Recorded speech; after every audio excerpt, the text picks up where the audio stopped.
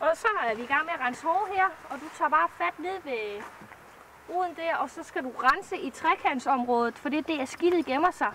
Og der må helst ikke sidde nogen sten ved, for det kan gøre ondt op i hestens hov. Og nu vil den ikke lige så gerne, så derfor så skal man lige være lidt stædig og lige holde godt fast. Det er ikke altid, de synes, det er så sjovt at få renset fødder. Og lige her på 4H, der kan du tage et kæledyrskørekort, og det er altså mulighed for at tage til 8 forskellige dyr. Ja. Og når du har lært at passe dyr, så får du sådan et fint kort her. Et rigtigt kørekort til kæledyr. Og så får du en lille håndbog, og så et diplom og et bevis på, at du kan passe de her dyr her. Og så i dag, så kan du altså lære at passe en pony.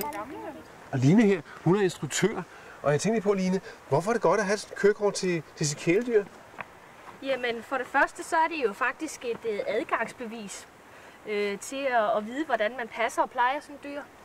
Ja. Og at man er ansvarlig også. Og at børnene simpelthen kan komme hjem og vise til deres forældre, jeg kan godt finde ud af at passe en hest, en kanin, eller whatever. Kan vi vise, hvordan man striler en hest? Det kan vi i hvert fald. Kan I vise det? Ja. Der kommer en med en striler der, Ja. en plastikstril. Og der skal som sagt striles med hårene, for ellers er det ubehageligt for hesten, hvis vi striler modsatte vej.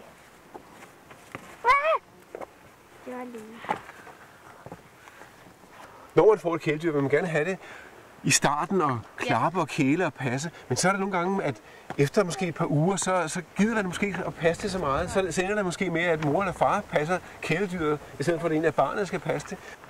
Og Line, nu har alle børnene været her i 5 dage, og har de altså bestået prøven, sådan at de kan få deres kæledyrskørekort? Det ser i hvert fald heldigvis ud til, at alle i år har bestået. Heldigvis. Ja, lige præcis. Ej, tillykke med det, Freja. Ja, tillykke Freja. Værsgo. Tak. Jeg er rigtig glad for at have med i år. Ej, godt gået, Freja. 4H er et godt sted, for her kan alle være med.